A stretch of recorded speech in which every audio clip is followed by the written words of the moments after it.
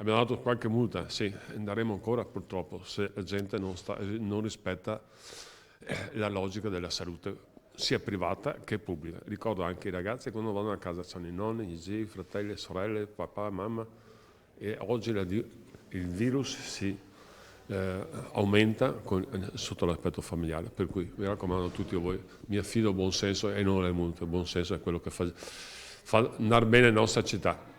È diretto il sindaco di Padova dopo il primo weekend di obbligo della mascherina anche all'aperto e si contano le prime multe, 5 per l'esattezza, da 400 euro l'una a 5 persone di varia età che camminavano per Padova senza indossare la mascherina o senza averla nemmeno con sé.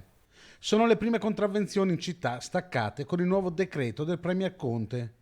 L'appello che fa il sindaco è di continuare a rispettare le regole per non vanificare il lavoro fatto in questi mesi. Abbiamo fatto campagna a fissione, abbiamo detto 1000 volte, bisogna stare attenti.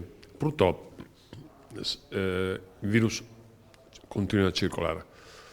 Noi tutti padovani, italiani, abbiamo fatto un grande sacrificio nel tempo. Non possiamo disperdere questo sacrificio. Per cui invito tutti veramente, specialmente i ragazzi, perché padovani devo dire sono bravi, anche stamattina venendo in ufficio ho visto praticamente ce l'hanno tutti. Alla sera tendono a essere un po' più liberi, però la raccomandazione è solo una, stare attenti, stare attenti, stare attenti. Il virus circolerà ancora per parecchio tempo e non possiamo andare in lockdown, non possiamo chiudere tutto assolutamente. Io confido nel buon senso, nella parte sociale di Padovani che sono sempre dimostrati eccezionali.